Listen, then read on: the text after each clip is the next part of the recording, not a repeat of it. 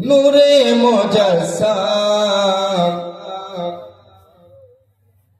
রহমতে আলম নবী নূরে মুজাসসাম সাহাবীরা তোর বানাই মোর নবীজির ঘাম সাহাবীরা তোর বানাই মোর নবীজির ঘাম রহমতে আলম নবী নূরে মুজাসসাম রহমতে আলম নবী নূরে মুজাসসাম সাহাবীরা তোর বানাই মোর নবীজির ঘাম সাহাবীরা তোর বানাই মোর নবীজির ঘাম চিনো মানু জানো কেমন আমার নবীজি যাহার পাগল চন্দ্র সূর্য তারো তারাজি যাহার পাগল চন্দ্র সূর্য তারাজি চিনো মানু জানো কেমন আমার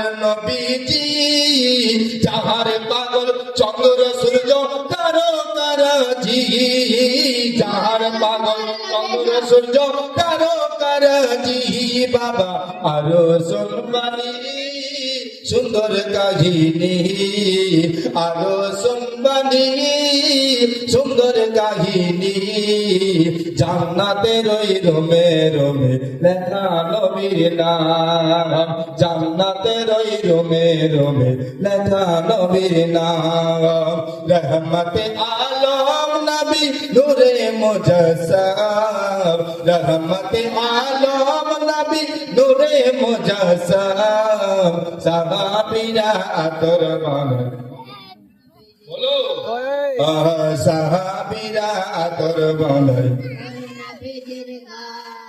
ওস্তুনে হান্নানা এটা খেজুর গাছের নাম যাকে ধরে খুতবা দিতেন রাসূল আকরাম যাকে ধরে খুতবা দিতেন রাসূল আকরাম ওস্তুনে হান্নানা এটা খেজুর গাছের নাম যাকে ধরে খুতবা দিতেন রাসূল আকরাম যাকে ধরে খুতবা দিতেন রাসূল আকরাম গাছটি নবীর বিরহে কাঁদিতে রহে নবীর বিরহে কাঁদিতে রহে হতবাক হইলেন যত সাহাবায়ে কেরাম হতবাক হইলেন যত সাহাবায়ে কেরাম রহমতে আলম নবী নূরে মুজাসসাম রহমতে আলম নবী নূরে মুজাসসাম সাহাবীরা তোর বানাই মোর নবীজির ঘাম সাহাবীরা তোর বানাই মোর নবীজির ঘাম আমরা মানুষ হত ভাগা নবী চিনি না পশু পাখি নবী চিনে করিল কান্না পশু পাখি নবী চিনে করিল কান্না ঠিক কিনা বলেন আমরা হতভাগা কিনা আমরা নবীকে চিনতে পেরেছি আমরা যদি নবীকে চিনতে পারতাম তাহলে এতক্ষণ পর্যন্ত বাড়িতে বসে থাকতাম না নবীর একটা মাহফিল আমরা এখানে আয়োজন করেছি সাজিয়েছি আর সাজিয়ে গুজিয়ে বাড়িতে বসে আরাম করছি তার মানে আমরা একজন হতভাগা তাই কি লিখছেন আমরা মানুষ হতভাগা নবী চিনি না পশু পাখি নবী চিনে করিল কান্না পশু পাখি নবী চিনে করিল কান্না পশু পাখি নবী চিনে করিল কান্না যে চিনেছে সে তো পেয়েছে যে চিনেছে সে তো পেয়েছে পাহাড় পর্বত নবীজিকে করেছে সালাম পাহাড় পর্বত নবীজিকে করেছে সালাম রহমতে আলম নবী নূরে মুজাসসাম রহমতে আলম নবী নূরে মুজাসসাম সাহাবীরা আতর বানায় মোর নবীজির ঘাম, সাহাবীরা আতর বানায় মোর নবীজির ঘাম। আল্লাহুম্মা সাল্লি আলা মাওলানা মুহাম্মাদ ওয়া আলা সাইয়্যিদিনা মাওলানা মুহাম্মদ। বারাদার, আমি আপনাদের সম্মুখে কোরআনে পাক থেকে আয়াতে কারিমা তিলাওয়াত করেছি। আপনারা সবাই জানেন যে আয়াতটা পড়েছি, যে আয়াতকে বর্ণনা করা হয়েছে আপনার সূরা ফাতিহার মধ্যে, যেটাকে আমরা বলি আলহামদুলিল্লাহ। ওই আলহামদুলিল্লাহ সূরার মধ্যে একটা আয়াত আছে, যে আয়াতটার নাম হলো ইহদিনাস সিরাতাল মুস্তাকিম। ey আল্লাহ রাব্বুল আলামিন, তুমি আমাদেরকে কিংবা আমাকে সিধা রাস্তার মধ্যে চালাও, কিংবা সিধা রাস্তা দেখাও, কিংবা সিধা রাস্তার পথিকে বানাও। সিরাতাল লাযীনা আন'আমতা আলাইহিম, আল্লাহ ওই রাস্তার মধ্যে চালাও যেই রাস্তার মধ্যে তোমার ইনাম আছে, যে রাস্তার মধ্যে তোমার উপহার আছে, যে রাস্তার মধ্যে তোমার ভালো আছে, যে রাস্তার মধ্যে তুমি ইনাম রেখেছো, যে রাস্তার মধ্যে তুমি বদলা রেখেছো, যে রাস্তার মধ্যে তুমি আমাদের জন্য সুখবর রেখেছো, সেই রাস্তার মধ্যে তুমি চালাও। গায়রিল মাগদুবি আলাইহিম ওয়ালাদ-দাল্লিন। আল্লাহ আমাদেরকে ওই রাস্তার মধ্যে চালায়ও না, ওই রাস্তার পথিক বানায়ও না যে রাস্তার মধ্যে তোমার আযাব আছে, যে রাস্তার মধ্যে তোমার কঠোরতা আছে, যে রাস্তার মধ্যে দর্দনাক আযাব আছে, যে রাস্তার মধ্যে দুঃখ আছে, যে রাস্তার মধ্যে কষ্ট আছে, সেই রাস্তার মধ্যে তুমি আমাদেরকে চালায়ও না। কি বললেন? আপনার নামাজ পড়তে যায় কিনা বলেন? সপ্তাহে তো একদিন যান, শুক্রবার যান কিনা? আর সেখানে গিয়ে সূরা ফাতিহা পড়ছেন আলহামদুলিল্লাহি রাব্বিল আলামিন আর রহমানির রহিম মালিকি ইয়াউমিদ্দিন ইয়্যাকা না'বুদু ওয়া ইয়্যাকা নাস্তাঈন। তারপরে বলেন ইহদিনাস সিরাতাল মুস্তাকিম। আল্লাহ ওই রাস্তার মধ্যে আমাকে সিধা রাস্তার পথিক বানাও। সিরাতাল লাযীনা আন'আমতা আলাইহিম, ওই রাস্তার মধ্যে চালাও যে রাস্তার মধ্যে তোমার ইনাম আছে। গায়রিল মাগদুবি আলাইহিম ওয়ালাদ-দাল্লিন, ওই রাস্তার মধ্যে চালায়ও না যে রাস্তার মধ্যে তোমার আযাব আছে। তাহলে আমরা কোন রাস্তার মধ্যে চলতে চান? কোন রাস্তা চান? যে রাস্তায় ইনাম আছে, যে রাস্তায় আপনার উপহার আছে, নাকি ওই রাস্তায় চলবেন যে রাস্তায় আপনার দুঃখ আছে, কষ্ট আছে? চলবেন না। না বেরাদার, আপনাদেরকে আজকে এমন একটা ঘটনা শোনাবো, এমন একটা হাদিস শোনাবো। সুবহানাল্লাহ সুবহানাল্লাহ। আপনার বাড়ি কোথায়? যোগমায়ের যোগ্য বেটার না দুর্গাবাড়িতে ছিল, আর তাড়াতাড়ি করে 100 টাকা মহানন্দ পাড়া জলসাতে দান করে গেল। যে আশা যোদ্দেশে আল্লাহ করলো দান, আল্লাহ তুমি পূর্ণ করে দাও তার মনের আরমান। আমিন আমিন। আল্লাহ রাব্বুল আলামিন এই দুর্গাবাড়ির দানটাকে তুমি কবুল করো, গফুরুর রহিম। বলো আল্লাহুম্মা আমিন। বারাদার, আপনি আর আমি আল্লাহর কাছে সবসময় দোয়া করি, আল্লাহ তুমি আমাকে এমন রাস্তায় চালাও, আল্লাহ তুমি আমার দ্বারাতে এমন কাজ করাও যে কাজ করে আমি ইনাম পাবো, আমার সুনাম হবে, আমার বদনাম হবে না। বেরাদার মিল্লাত ইসলামিয়া, আমরা তো এইভাবে দোয়া করি, কিন্তু আমরা কিছু কিছু সময় এমনও করে থাকি নিজের কর্মটা ভুলে যাই। নিজের কর্মটা ভুলে যাই যে আমি কি করছি। কিন্তু বেরাদার, আপনার মতো আমার মতো আরো মানুষ দুনিয়ার মধ্যে ছিল। আপনাকে এমন একটা ঘটনা শোনাচ্ছি, শুনুন। আপনারা শুনেছেন রাবিয়া বসরির কথা। রাবিয়া বসরি একজন নেক বান্দী, রাবিয়া বসরি একজন খুবই আল্লাহওয়ালি বান্দী। উনি আল্লাহওয়ালি বান্দী কেমন হলো? উনি একজন আল্লাহওয়ালি কেমন ছিল, যার নামটা ইতিহাসের খাতায় লেখা হয়েছে। রাবিয়া মানে হলো চতুর্থ নম্বর, রাবিয়া মানে হলো চতুর্থ নম্বর। তার আগে আরো 3 জন মেয়ে ছিল, তার আগে আরো 3 জন বোন ছিল। ওই 3 জন বোনকে রেকর্ড করা হয়নি, কিন্তু রাবিয়াকে রেকর্ড করা হয়েছে। কিন্তু রাবিয়াকে হাদিসের মধ্যে নিয়ে আসা হয়েছে, রাবিয়ার ইতিহাসটাকে তুলে ধরা হয়েছে। আর তিনটা বোন ছিল, ওদের ইতিহাস তুলে ধরা হয়নি। কারণটা কি বলেন? ওরা ভালো কাজ করেনি, তার জন্য ওদের নাম তো তোলা হয়নি। আর যে ভালো কাজ করেছে তার নামটাকে আপনার ইতিহাসের খাতায় তুলে দিয়েছে। শুধু আজকে আলোচনা হচ্ছে এটাই নয় বেরাদার, দুনিয়া আমার নবী যেই দিন থেকে দুনিয়াতে এসেছে সেই দিন থেকে নিয়ে আপনার কিয়ামত পর্যন্ত ওই রাবিয়া বসরির ঘটনা প্রচার হতেই থাকবে।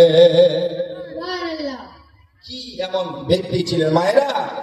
রাবিয়া বসরি আপনাদের মতো একজন মহিলা ছিলেন, কিন্তু উনি কেমন বান্দি ছিলেন যে উনাকে রেকর্ড করা হয়েছিল একদম হাদিসের কথা, হাদিসের বইয়ের মধ্যে ওনার নামটাকে লেখা হয়েছে।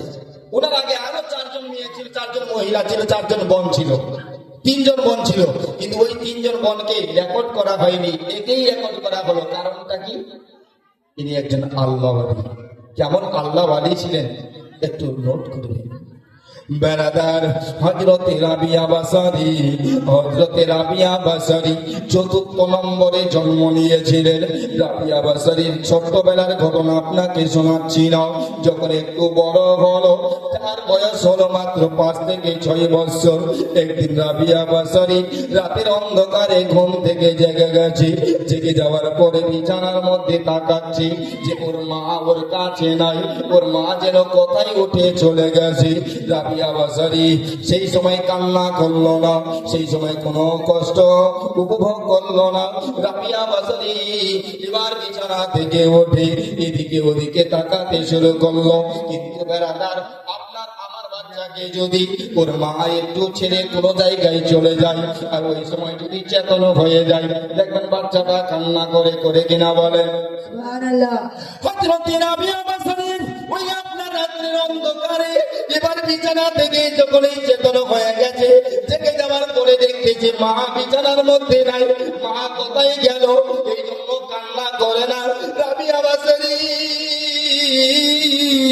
ওই রাতের অন্ধকারে বিছানা থেকে একটু উঠে গুটি গুটি পাই আপনার এই রুম থেকে ওই রুমে যাচ্ছে, এই রুম থেকে ওই রুমে যাচ্ছে। যেতে যেতে দেখতে পাই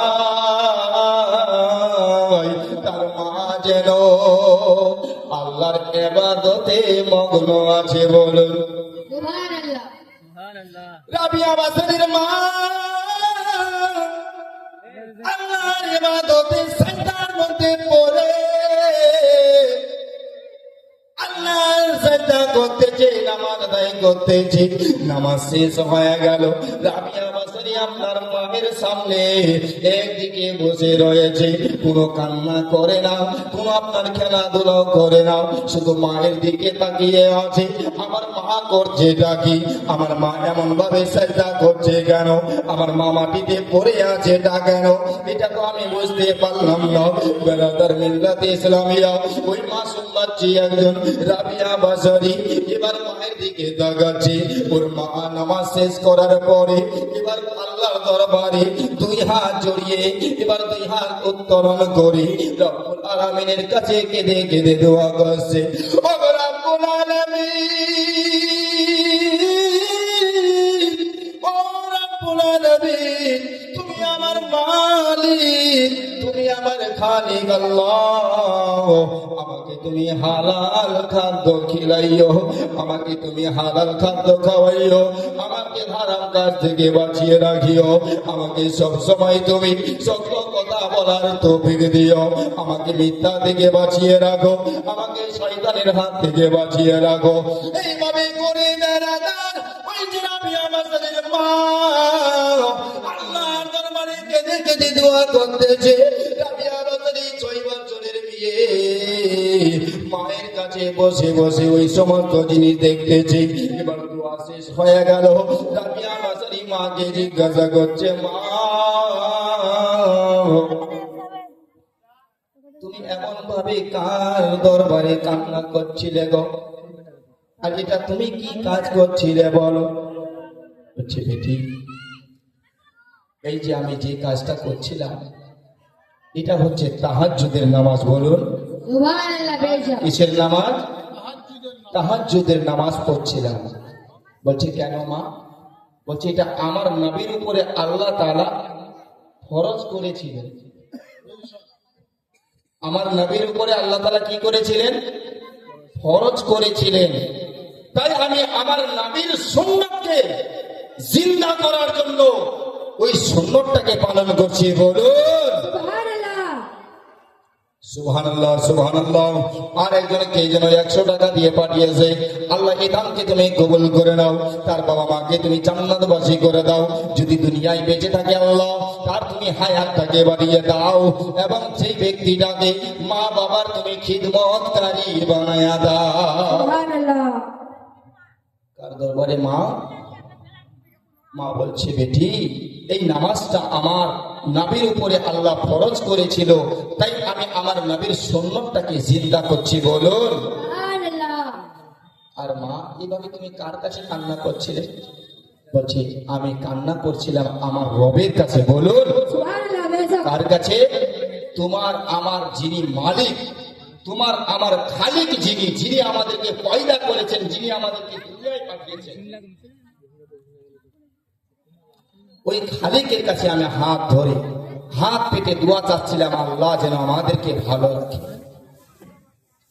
ওই মেয়েটা তখন বলছে মা আমিও তোমার সঙ্গে নামাজ পড়বো। বলুন সুবহানাল্লাহ।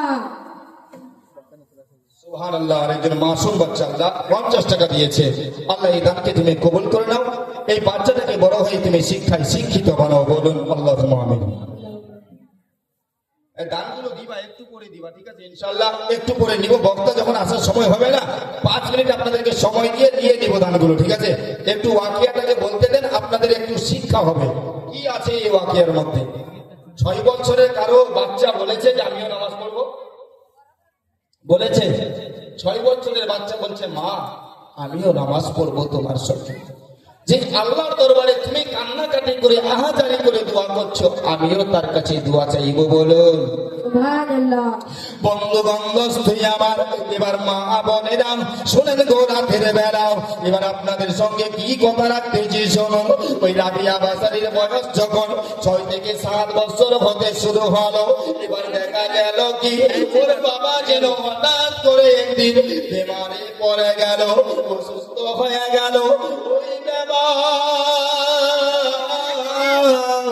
অসুস্থ হয়ে যাওয়ার পরে হঠাৎ করে তেন ওর বাবার ইন্তেকাল হয়ে গেল। বলুন ইন্না লিল্লাহি ওয়া ইন্না ইলাইহি রাজিউন। কয়টা মেয়ে আছে ওর? 4টা। কটা মেয়ে? 4টা মেয়ে। ছেলে হয়নি, 4টাই মেয়ে। আর সব থেকে ছোটটার নাম হলো রাবিয়া বাসারি। আর এই 4টা মেয়েকে রেখে তার বাবার ইন্তেকাল হয়ে গেল। ইন্তেকাল হয়ে যাওয়ার পরে, দাফন কাফন হয়ে যাওয়ার পরে স্ত্রী কান্না করছে, রব্বুল আলামিন এখন তো আমার কেউ সাহারা নাই, আর আমাদের দেশের যা অবস্থা, যাওয়ার মেয়েকে যদি কেউ দেখতে পায় তাহলে তার ইজ্জত লুটে নেয়, তার খুবই বিপদ হয়। আল্লাহ আমি এখন আমার বাচ্চাদেরকে কেমন ভাবে লালন পালন করব? মা জননী আল্লাহর কাছে কেঁদে কেঁদে জানাচ্ছে, রব্বুল আলামিন আমার বাচ্চাদেরকে আমি কেমন ভাবে লালন পালন করবো? আল্লাহ আমার বাচ্চারা এখন একা হয়ে গেল, বাপারা হয়ে গেল, এতিম হয়ে গেল। রব্বুল আলামিন আমার বাচ্চাদেরকে কেমন ভাবে লালন পালন করবো? সেই যুগের জামানায় এমন একটা চাল ছিল, এমন একটা অভ্যাস ছিল, আপনার রাত্রেবেলা বাচ্চাদেরকে চুরি করে নিয়ে আপনার বাজারের মধ্যে বিক্রি করে দেওয়া হতো।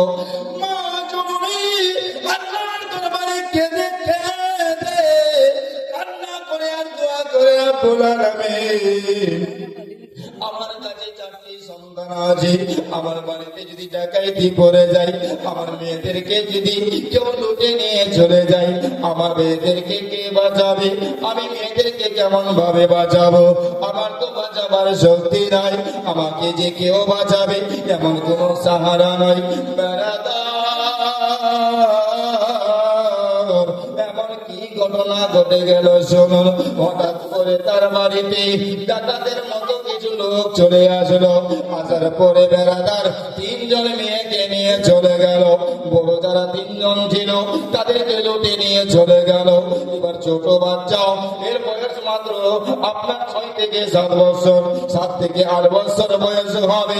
এই মেয়েটাকে এবার কিছু ওই ডাকাতেরাই এই মেয়েটাকে ধরে নিয়ে চলে গেল।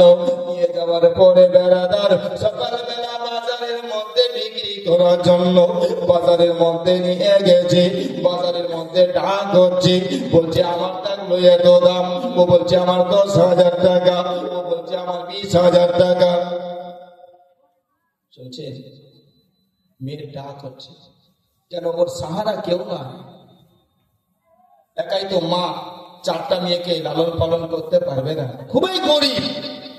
তার বাবা এত গরিব ছিল যে শুধু থাকার একটা ঘর ছিল, এছাড়া কোনো জায়গা নাই যে ওদের জন্য বিক্রি করে ওদেরকে খাওয়াবে। তাই মেয়েদেরকে লুটে নিয়ে চলে গেল। নিয়ে যাওয়ার পরে বাজারে বিক্রি করছে। এ বলছে 10,000, ও বলছে 20,000, ও বলছে 25,000। ইতিমধ্যে বেড়াদার একজন লোক উঠে বলতেছে, এর দাম যত হবে আমি নিয়ে যাব, বলুন। সুবহানাল্লাহ। রাবিয়া বাসারি তখন ওই বাজারের মধ্যে বলেছিল, মনি আমাকে আপনি কিনতে চান, আমাকে আপনি কিনতে পারবেন। যদি আপনি আমাকে কিনেন তাহলে আপনার জন্য 3টা শর্ত থাকবে। এই 3টা শর্ত যদি আপনি মেনে নিতে পারেন তাহলে আমি আপনার সঙ্গে যাওয়ার জন্য রাজি আছি। সুবহানাল্লাহ। মেয়েটা বলছে, শোনো কি বলতে তুমি? মেয়েটা বলবে যে আমার 3টা শর্ত আছে, যদি আপনি মানেন তবেই যাব। ওই মনিবটা তখন বললো, বেটি তুমি বলো, যেটাই তুমি বলবে আমি তোমার শর্ত মানতে রাজি আছি। কি বলছে? আমি তোমার শর্ত মানবো, বলো কি বলতে চাও। বলছে 1 নম্বর শর্ত হলো, শুনুন আপনার বাড়িতে আমি যাব, সারা দিন কাজ করব, কিন্তু 5 ওয়াক্ত নামাজের আজান যখন হবে, আজানের সময় আমি কোনো কাজ করব না, বলুন। সুবহানাল্লাহ। কি বলছেন? কয় বছরের বিয়ের কথা বলছি? 6 থেকে 7 বছরের মেয়ে বলছে, হুজুর আপনার সঙ্গে আমি যাব, কিন্তু আমার শর্ত রইল এটাই যে আমি সারা দিন কাজ করব, কিন্তু যখন নামাজের টাইম হবে আমাকে ছুটি দিতে হবে, আমি নামাজ পড়বো, তারপরেই আমি আবার কাজে লেগে যাব। দ্বিতীয় শর্ত হচ্ছে আমি সারা দিন কাজ করব, রাত্রে বেলা আপনার কোনো কথা আমি শুনবো না, বলুন। সুবহানাল্লাহ। আর তৃতীয় শর্ত হলো আমাকে একটা নিরিবিলি জায়গা দিতে হবে, বলুন। সুবহানাল্লাহ। বেজব। আমি আপনার বাড়ির ভিতরের রুমে থাকবো না, নিরিবিলি জায়গা যদি আপনি দিতে পারেন তাহলে আমি আপনার জন্য, আপনার সাথে যাওয়ার জন্য রেডি আছি, বলুন। একবার সুবহানাল্লাহ। সুবহানাল্লাহ বলেন না, একবার জোরে করে বলেন না, ইয়া রাসূলুল্লাহ। বেড়াদার ওই লোকটা বলতেছে, মারে আমাকে তোমার খুবই পছন্দ হয়েছে, তার জন্য আমি তোমাকে নিয়ে যেতে রাজি আছি, তুমি যা শর্ত বলেছো আমি সব কিছু মানতে রাজি আছি। এবার মেয়ে বিক্রি হয়ে গেল। এবার মনিব ওই মেয়েকে সঙ্গে নিয়ে নিজের বাড়িতে নিয়ে যেতে চললো। নিয়ে যাওয়ার পরে বেড়াদার এবার নিজের ঘরগুলোকে দেখাচ্ছে, নিজের রুমে নিয়ে গেল। আল্লাহ আছে, তোষক আছে, খাট আছে, ওই রুমে নিয়ে গেল। রাবিয়া পছন্দ করলো না, আরেকটা রুমে গেল, টিভি আছে, আপনার সিডি আছে, ভিসিআর আছে, ওই রুমে নিয়ে গেল। রাবিয়া পছন্দ করলো না, আরেকটা রুমে গেল, সিসার মহল তৈরি করা আছে, ওই রুমটাকে রাবিয়া পছন্দ করলো না, আরেকটা রুমের মধ্যে নিয়ে গেল, যেই রুমটার মধ্যে বেড়াদার সমস্ত বাড়ির কাঁচরাগুলো জমা করা হয়, যেই রুমের ভিতরে সমস্ত কাঁচরা ফেলা হয়, ওই রুমটার ভিতরে নিয়ে গেল। এবার রাবিয়া বলতেছে, মনিব আমি এই জায়গাটাকেই পছন্দ করেছি, সুবহানাল্লাহ। বেজব। আমি এই জায়গাটাতেই থাকবো। মনিব বলছে, মা এত সুন্দর সুন্দর আমি তোমাকে রুম দেখালাম, তুমি পছন্দ করলে না, এই নিরিবিলি জায়গা যেখানে কোনো লাইট নাই, যেখানে কোনো আমার আলো নাই, যেখানে নোংরাই ভরে আছে, এই রুমটাকে তুমি কেন পছন্দ করলে? বলছি হুজুর, আমি এই জন্য পছন্দ করেছি, এই জায়গার মধ্যে কোনো মানুষের যাওয়া আসা হবে না। বলুন সুবহানাল্লাহ। এক নম্বর, এই রুমের ভিতরে কোনো মানুষ যাওয়া আসা করবে না, এটাতে আমার ইবাদত করতে কোনো ডিস্টার্ব হবে না, তার জন্যই আমি এই রুমটা পছন্দ করেছি। দ্বিতীয় নম্বর হলো, এই জন্য পছন্দ করেছি যে আল্লাহর কালাম পড়ে, আল্লাহর নামাজ আদায় করে অনেক নোংরা জিনিসকে ঠিক করে দেওয়া হয়, তার জন্যই আমি এটাকে পছন্দ করেছি। বলুন সুবহানাল্লাহ। বন্ধুগণ, দোস্তি আমার, এবার শোনো গো, হযরতে রাবিয়া বাসরি এবার ওই বাড়িতে কাজকর্মে লেগে গেল। সারাদিন কাজকর্ম করে যখন আজান হয় তখন নামাজের মধ্যে চলে যায়, নামাজ আদায় করে নেই, আবার সারাদিন কাজ করে। বন্ধুগণ, দোস্তি আমার, সেই যুগের জামানায় এমন একটা ঘটনা ছিল, যদি কোনো চাকর কিংবা কোনো চাকরানি, কোনো যদি নৌকরানি কোনো মালিকের বাড়িতে কাজ করতে করতে কোনো একটা ভুল করে দেয়, তাহলে তার উপরে অনেক সাজা দেওয়া হতো, তাকে চাবুক মারা হতো, তাকে কোড়া মারা হতো। রাবিয়া বাসরি যদি একটু কিছু ভুল করত, তাহলে তার মালিক তাকে ডেকে নিয়ে এমন ভাবে শাস্তি দিত, এমন ভাবে তার উপরে আঘাত করত, তার শরীরটাতে ক্ষত বিক্ষত করে দিত। ক্ষত বিক্ষত করার পরেও সে শান্তি পেত না। মারতে মারতে যতক্ষণ পর্যন্ত ওই রাবিয়া জমিনে না পড়ে যেত, জমিনে যতক্ষণ পর্যন্ত ঘোরাঘুরি খেত না, যতক্ষণ পর্যন্ত ওই মালিকের হাতে, মালিকের পায়ে হাত রাখতো না, মালিকের কাছে ক্ষমা চাইতো না, ততক্ষণ পর্যন্ত মালিক ক্ষমা করতো না। বুঝতে পারছেন? যতক্ষণ পর্যন্ত মালিকের হাত ধরে, পা ধরে ক্ষমা চাইবে না, ততক্ষণ পর্যন্ত কোনো ক্ষমা হবে না। এমন ভাবে একদিন বেড়াদার এমন ভাবে মার মেরেছে, রাবিয়া বাসরি কত বিক্ষত হয়ে প্রভুর দরবারে, আল্লাহর দরবারে কেঁদে কেঁদে দোয়া করছে, রব্বুল আলামিন, আমার মুনিব আমার উপরে এত অত্যাচার করেছে, এত মেরেছে, আল্লাহ আমি কেমন ভাবে সহ্য করি গো আল্লাহ, তুমি আমার মুনিবকে হেদায়াত দান করে দাও। বেড়াদার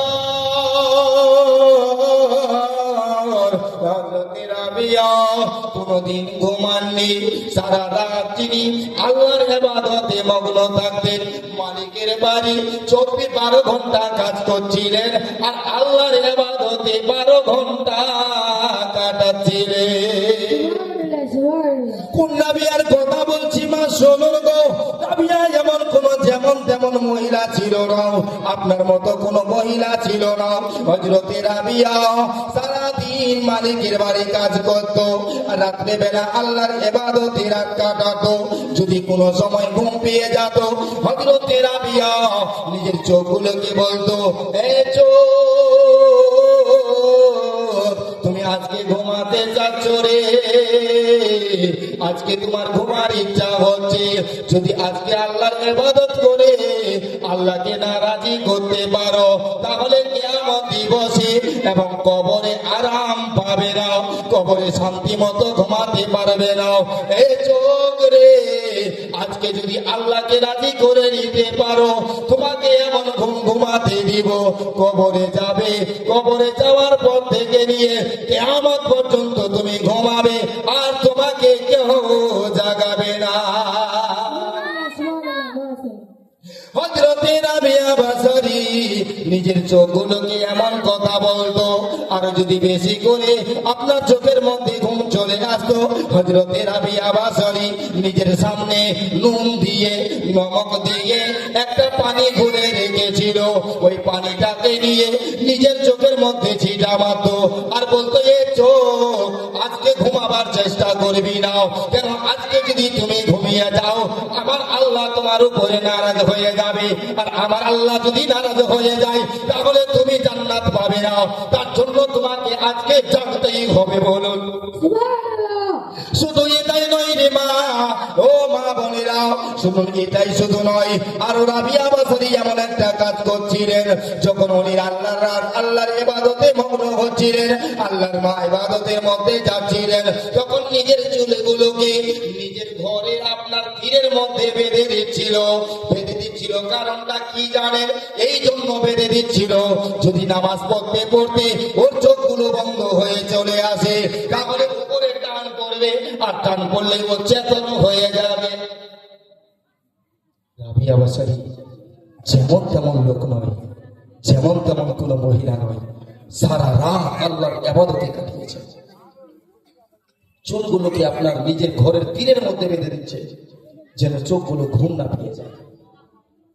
বেশি পেলে পরে নমক দিয়ে ঘোলা পানিটাকে চোখের মধ্যে মারছে। কে মেরেছে আজকে? কেউ মেরেছে আজ পর্যন্ত? রাবিয়া আল্লাহর ইবাদত করবে বলে তাই নিজের চোখের মধ্যে নুন ছিটা পানি দিচ্ছে। আহা কি রাবিয়া!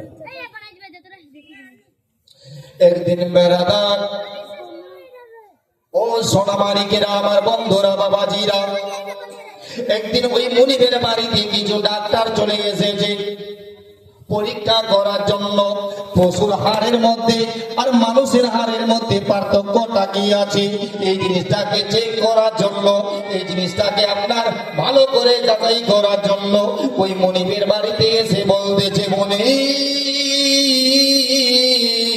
তোমার বাড়িতে একটা নকরানি আছে, আমাদের তো অন্য কোনো বাড়িতে নকরানি নাই, কোনো চাকরানি নাই, তার জন্য আমরা পশুর হাড়ের মধ্যে কি পার্থক্য আর মানুষের হাড়ের মধ্যে কি পার্থক্য আছে এই জিনিসটা আমরা পরীক্ষা করতে পারছি না।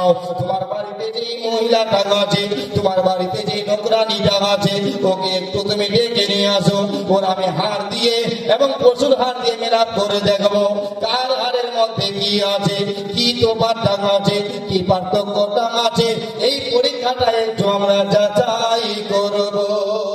সুবহানাল্লাহ। পারবেন? সহ্য করতে পারবেন? জীবিত অবস্থায় আপনার হাড়টা থেকে মাংসটাকে ছড়িয়ে নিব, তারপরে হাড়ের মধ্যে একটা হাতুড়ির বাড়ি মারবো, আর দেখবো যে আপনার হাড়ের মধ্যে আর গরুর হাড়টার মধ্যে কি পার্থক্য আছে। দিতে পারবে? রাবিয়া নকরানি, চাকরানি, রাবিয়া কিছু কথা বলে না। রাবিয়া আপনার পাও থেকে এক টুকরো মাংসকে আলাদা করে হাতটাকে দেখাচ্ছে, একদম দেখা যাচ্ছে হাতটাকে এমন ভাবে কেটে দিয়েছে, কেটে ওখানে একটা হাতুড়ের বাড়ি মারছে আর পরীক্ষা করছে যে গরুর হাড়ের মধ্যে আর রাবিয়া মানুষ একটা, এই মানুষের হাড়ের মধ্যে কি পার্থক্য। রাবিয়া চিৎকার করে কান্না করে, রাব্বুল আলামিন, আমি যার বাড়িতে নকরানি আছি গো রাব্বুল আলামিন, সে বলছে এই লোকটা এমন পাষাণ, আমি জীবিত থাকতে আমার মাংসটাকে কেটে আমার হাতটাকে পরীক্ষা করছে। আল্লাহ, আমার এত কষ্ট আর সহ্য হয় না। কান্না করে এবার ওর মালিকটা কি করলেন, মাংসটা কেটে নেবার পরে হাতটা পরীক্ষা করার পরে অল্প কিছু মহলম লাগিয়ে দিয়ে সেটাকে কাপড় দিয়ে বেঁধে দিলেন। এ ঠিক হবে? একদিনে ঠিক হবে?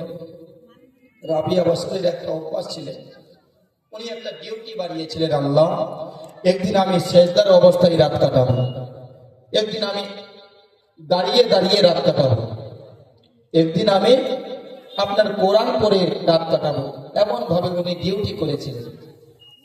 কিন্তু যেই দিন ওর মাংসটাকে কেটে নেওয়া হয় সেই দিন ওর পালি ছিল, ডিউটি ছিল যে ও দাঁড়ায় দাঁড়ায় আল্লাহর ইবাদত করবে। পাওটাকে যদি কেটে নেওয়া হয় দাঁড়িয়ে থাকতে পারবে? দাঁড়ায় থাকতে পারবে না। আপনার পাওটাকে যদি কেটে দেওয়া হয় আপনি কতক্ষণ দাঁড়ায় থাকবেন? দাঁড়ায় থাকা রাবিয়া সত্যি পাচ্ছে না, রাবিয়ার খুবই কষ্ট হচ্ছে। রাবিয়া বাসারি রাতের বেলা নিজের রুমে গিয়ে আল্লাহর কাছে কেঁদে কেঁদে বলছে, আল্লাহ আল্লাহ, আমি এত অসহায়, এতই আমি অসহায়, আমি আমার মনিবকে কিছুই বলতে পারছি না। আল্লাহ, আমার মনিব আমার উপরে এত অত্যাচার করে, এত জ্বালা যন্ত্রণা করে, আল্লাহ আমি কিছুই বলতে পারছি না।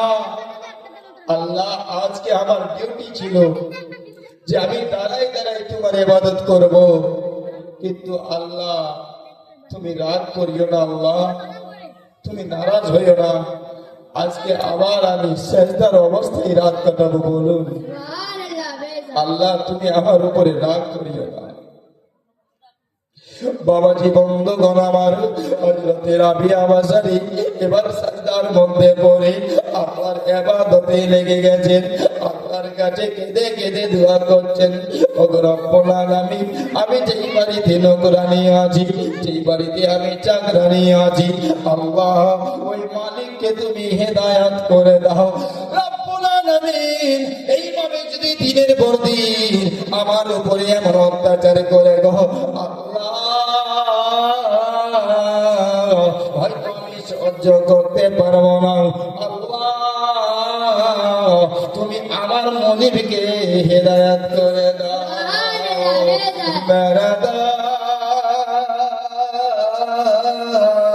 ওই মনিবের বাড়িতে যে ডাক্তার গুলো এসেছিল, যে আপনার মাস্টার গুলো এসেছিল, তাদেরকে বিদায় করতে গেছে, তাদেরকে রাস্তা আগিয়ে দিতে গেছে।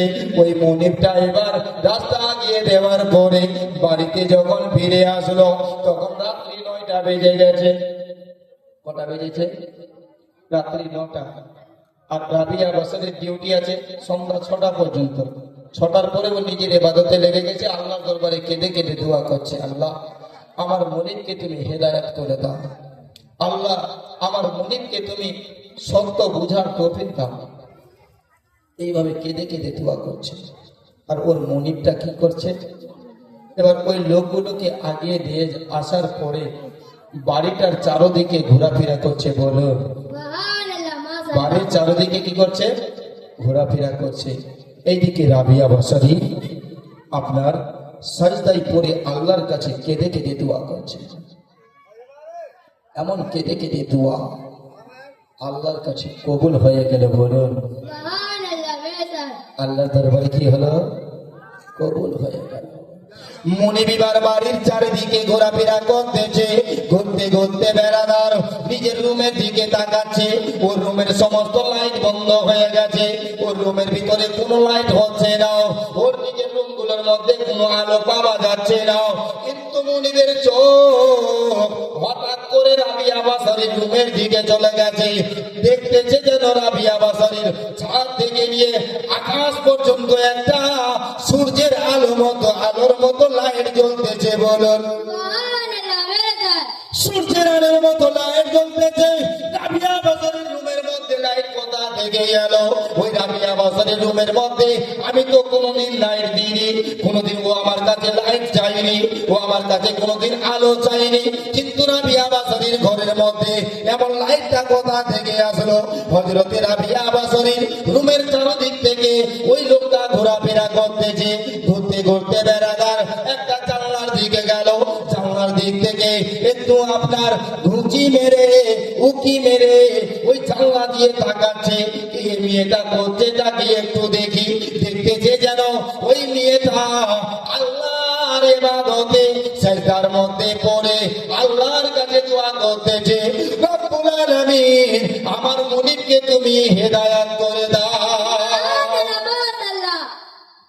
এই জিনিসগুলো দেখে মালিকের দিল বদলে গেল, বলুন মালিকের দিল কি হলো?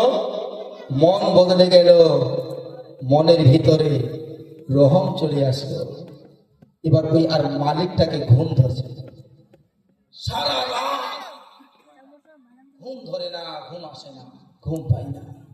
সারা রাত আপনার ওই মালিক কোন সময় বিছানার মধ্যে বসছে, কোন সময় বাইরে এসে বসছে, কোন সময় আরো কোনো জায়গায় গিয়ে বসছে, বারবার করে রাবিয়া বাসারের রুমটার দিকে তাকাচ্ছে। বলুন সুবহানাল্লাহ। কোথা থেকে লাইট আসলো, এমন লাইটটা কেন জ্বলতেছে? রাবিয়া বাসারের ঘরে তো আমি কোনোদিন লাইট দিইনি, একটা চেরাগ পর্যন্ত আমি দিইনি, কিন্তু এই লাইটটা আসলো কোথা থেকে? বন্ধুগণ দোস্তই আমার, হযরতে রাবিয়া বাসারী এবার সারা রাত ইবাদত করার পরে ফজরের নামাজ আদায় করলো।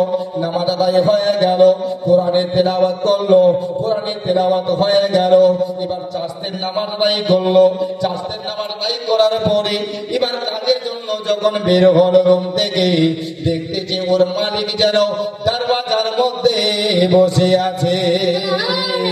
ও বন্ধুগণ, ও সনমানিকেরাও, ও আমার বাবাজি ভাইরাও, ও আমার বন্ধুগণেরাও, এবার ওই মালিক ডেকে বলছে, ও রাবিয়া বাসারী মা রে, ও আমার মা, আমি তোমার জন্য এখানে বসে আছি, আমি তোমার অপেক্ষায় বসে আছি।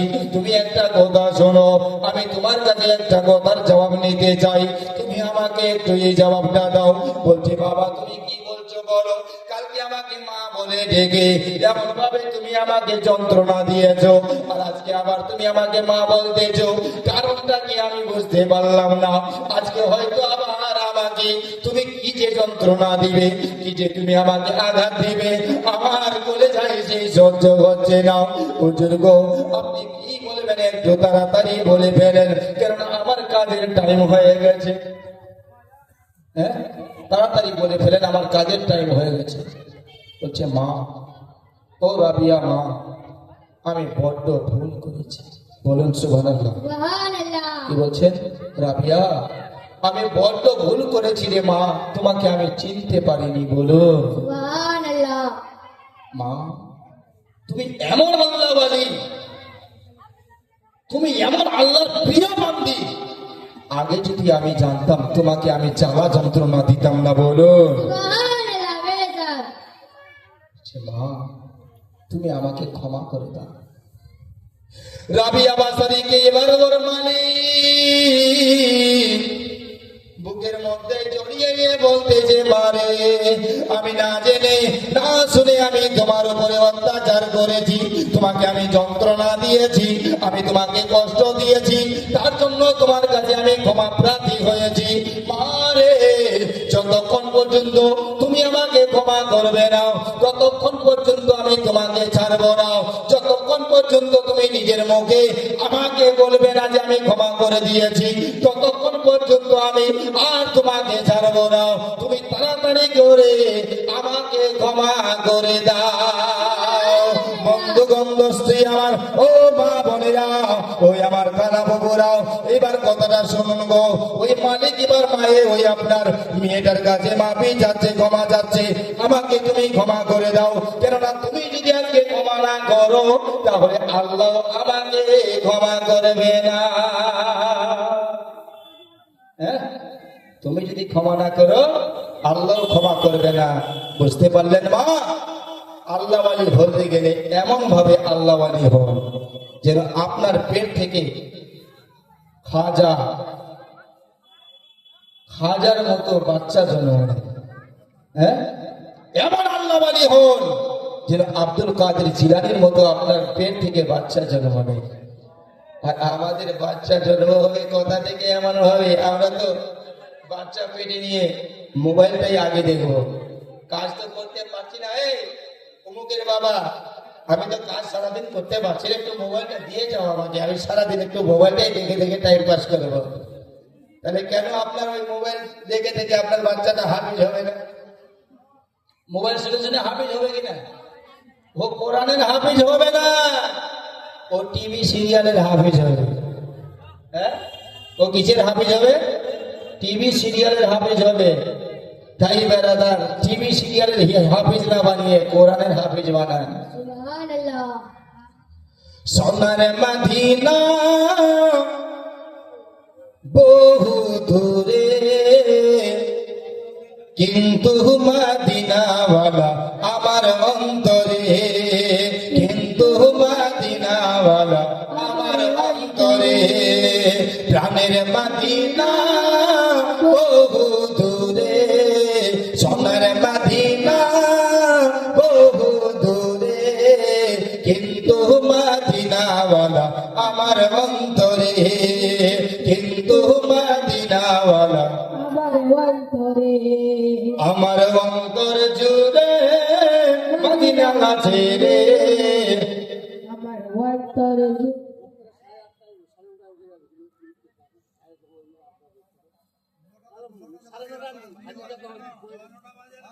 যারা চার দোকানে বসে চা খাচ্ছেন, আর মেয়ে ছেলেগুলো যারা আপনারা বাজারে আছেন, তার জন্যই বাজারটাকেই বন্ধ করতে হবে এরপরে, ঠিক আছে? এই চুরিওয়ালার দোকানগুলো বন্ধ করে দেন, বাজার ঠিক বন্ধ হয়ে যাবে। যারা জালসা শোনার ইরাদা করে আসবে একেবারে জালসাতে আসবে। আর বাজার লাগাটা হারামও আছে, একেবারে হাদিসের কথা, বাজার লাগা হারাম।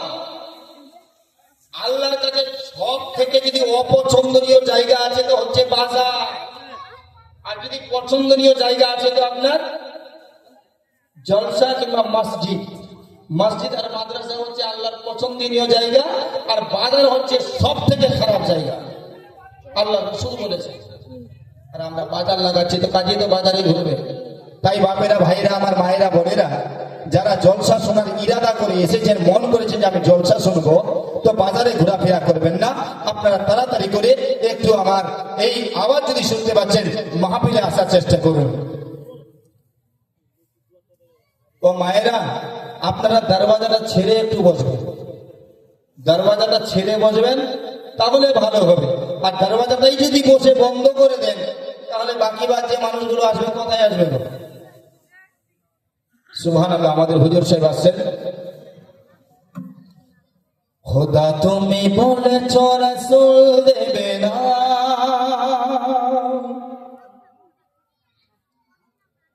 বলনি দেবে না,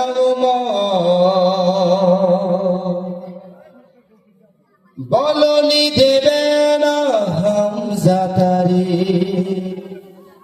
খালিদ বিজয় সম। খোদা তুমি বলেছ রাসূল দেবে না,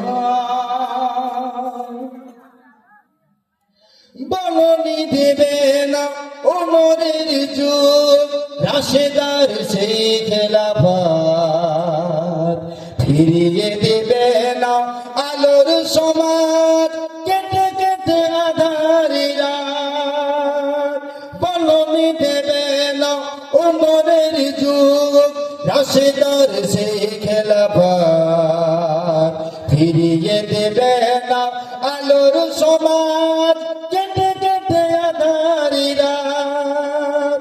পৃথিবীতে আর তুমি কবু দেবে না, পৃথিবীতে আর তুমি কবু দেবে না, খুলে সোনালি দোর।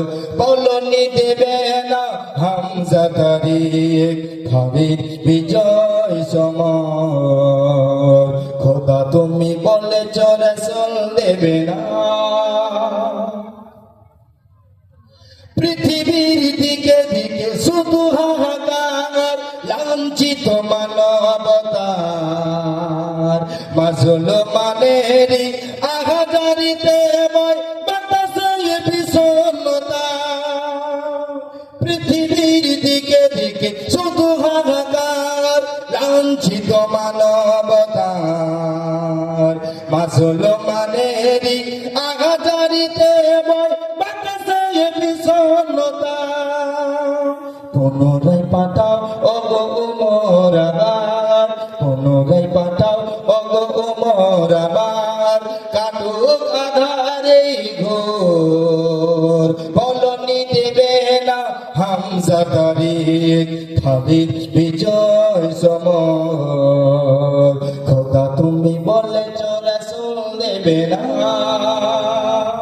আল্লাহুম্মা সাল্লি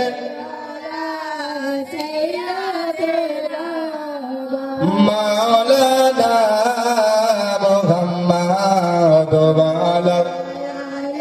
আসেন মায়েরা, সামনে চলে আসেন, সামনে দরওয়াজাটা ছেড়ে সামনে আসেন। মুহাম্মদ সাল্লাল্লাহু তাআলা আলাইহি ওয়াসাল্লাম। যাই হোক ব্রাদার, এখন আপনাদের সম্মুখে আমাদের হুজুর সাহেব আসবেন, মানে আমাদের উস্তাদ মুফতি জয়নুল আবেদিন সাহেব। কমিটির মাদ্রাসার হেড মুদারিস। তো ওনার আসার আগে আমি আপনাদের সম্মুখে একটা আরো ছোট্ট আলোচনা রাখছি। আলোচনাটা হলো এটাই, আপনারা নবীর দেওয়ানা হয়ে গেছেন যখন, যখন নিজেকে বলছেন আপনার নবীর দেওয়ানা, তাহলে বাইরে ঘোরাফেরা করবেন না, তাড়াতাড়ি করে ভিতরে আসেন। কেন নবীর দেওয়ানাকে দেখে জঙ্গলের বাঘ পর্যন্ত ভয় পায়, বলুন। জঙ্গলের বাঘ পর্যন্ত ভয় পায়। হযরতে সাফিনার নাম শুনেছেন? একজন নবীর সাহাবী, হযরতে সাফিনা বেরাদার, একজন নবীর সাহাবী। ওর অনেক ঘটনা আছে বেরাদার, একটা ছোট্ট ওয়াকিয়াকে তুলে ধরছি। উনি একদিন আপনার সমুদ্রের মাঝখানে আপনার সফর করতেছিল। সফর করার সময় বেরাদার ওনার নৌকাটা যেন একটা আপনার পাথরে লেগে ঝাঁটা আপনার গিয়ে তুফান আসার কারণে ওই চোখ আপনার ওই নৌকাটা সমুদ্রের ভিতরে ভেঙে টুকরো টুকরো হয়ে গেল। হযরতে সাফিনা আল্লাহর কাছে দোয়া করতেছিলাম, রব্বুল আলামিন, আমি হয়তো আর বাঁচবো না, হয়তো আমার আর জান বাঁচবে না, কেন এই সমুদ্রের ভিতরে আমাকে বাঁচাবার মতো আর কেউ নাই। তুমি শুধুমাত্র তুমি বাঁচাতে পারো, তুমি শুধু বাঁচতে পারো, এছাড়া আমাকে আর এখানে কেউ বাঁচাতে পারবে না। বেরাদার ওর সামনে যেন একটা একটা তক্তা ভেসে উঠলো। যখন এই তক্তাটা ভেসে উঠেছে, হযরতে সাফিনা ওই তক্তাটার উপরে সওয়ার হয়ে গেল। এবার সাঁতার কাটতে কাটতে ওই তক্তাটা নিয়ে এমন জায়গায় গিয়ে পৌঁছালো যেখানে শুধুমাত্র আপনার জঙ্গলের পশু, আপনার দরিন্দা, বাঘ, ভালুক, এই সমস্ত জিনিসগুলো আছে, এছাড়া অন্য কোনো জিনিস নয়। আমার হযরতে সাফিনা ওই জায়গায় পৌঁছে যাওয়ার পরে আল্লাহর কাছে দোয়া করছে, আল্লাহ তুমি চাইলে তোমাকে সমুদ্রের ভিতরে মারতে পারতে, ওখানে তুমি মেরে দিতে পারতাম, আমার তো ওখানে মৃত্যু হয়ে যেত, কিন্তু তুমি আমাকে কিনারার মধ্যে পৌঁছে দিলা। আল্লাহ এমন জায়গায় তুমি পৌঁছাই দিয়েছো যেই জায়গার মধ্যে আমাকে আর কেউ বাঁচাতে পারবে না। কারণ যে এই জায়গার মধ্যে এমন জিনিস দেখতে পাচ্ছি, আমার সামনে বাঘ আছে, আমার সামনে ভালুক আছে, আমার সামনে জঙ্গলের বড় বড় দরিন্দা আছে। আল্লাহ গো, আমি যদি এখানে উঠে যাই তাহলে এই সমস্ত বাঘগুলো আমার উপরে হামলা করবে, আর আমার উপরে হামলা করলেই আমি শেষ হয়ে যাব। হ্যাঁ, এই বাঘ যদি আমার উপরে হামলা করে বাঁচতে পারবেন বাঘের কাছে? জঙ্গলের বাঘ একটা হা করে চলে আসছে, হযরতে সাফিনাকে খাবে বলে। হযরতে সাফিনা হট করে একটা কথা বলে ফেললেন, এই জঙ্গলের বাঘ, তুমি আমাকে খেতে আসছো? তুমি আমাকে চিনো? আমি কে? এই শুনবে, কথা শুনবে। আমি যদি বলি, এই জঙ্গলের বাঘ, তুমি আমাকে খেতে আসছো, আমাকে চিনো? আপনার মতো আমার মতো মানুষ বললে শুনবে না, কিন্তু আল্লাহ হাবিবের যারা দিওয়ানা হবে, যারা নবীর দিওয়ানা হবে, ওদের কথা অবশ্যই বাঘ শুনবে, বলুন সুবহানাল্লাহ। জঙ্গলের বাঘকে দেখে হযরতে সাফিনা বলতেছে, ও জঙ্গলের বাঘ, তুমি আমাকে খেতে আসতেছো, তুমি কি জানো আমি কে? আমার নাম কি তুমি জানো? আমার পরিচয়টা কি তুমি জানো? হযরতে সাফিনা যখন এই কথা বলেছে, জঙ্গলের বাঘ হুট করে দাঁড়িয়ে গেছে। যখনই দাঁড়িয়ে গেছে, ওই জঙ্গলের বাঘটাকে হযরতে সাফিনা বলতেছে, ও জঙ্গলের বাঘ, তুমি আমার নবীর কথা শুনেছো? আমার নবীর নাম কি জানো? আমার নবীর নাম হলো মুহাম্মদুর রাসূলুল্লাহ, আর আমি হলাম সেই রাসূলুল্লাহর গোলাম। তুমি কি আমাকে খেতে যাও, তাহলে আমার বিচার নবীর কাছে চলে যাবে, আর যদি নবী আর এই বিচারটা নবীর কাছে যায়, তাহলে তুমি রিহাই পাবে না। জঙ্গলে জঙ্গে বেড়াদার ওই জঙ্গলের বাঘটা সেইখানে দাঁড়িয়ে গেল, আর দাঁড়িয়ে গিয়ে নিজের আপনার লেজটাকে হিলাতে শুরু করেছে, বলুন সুবহানাল্লাহ। লেজটাকে হিলাতে শুরু করেছে। জঙ্গলের বাঘ নবীর গোলামের কাছে হার মেনে গেল। যাই হোক বেরাদার, ওয়াকিল দাওয়ানা আলহামদুলিল্লাহ, আসসালামু আলাইকুম ওয়া রাহমাতুল্লাহি ওয়া বারাকাতুহু। একবার সবাই মিলে তওবা পড়ে নি, কেননা বলার মাধ্যমে হয়তো ভুল হতে পারে, ভাষার মাধ্যমে ভুল হতে পারে, আরো কোনো কথার মাধ্যমে ভুল হতে পারে। তার জন্য একটা কথাই আছে, যে কথা বেশি বলে তার ভুলও বেশি হয়, ঠিক কিনা?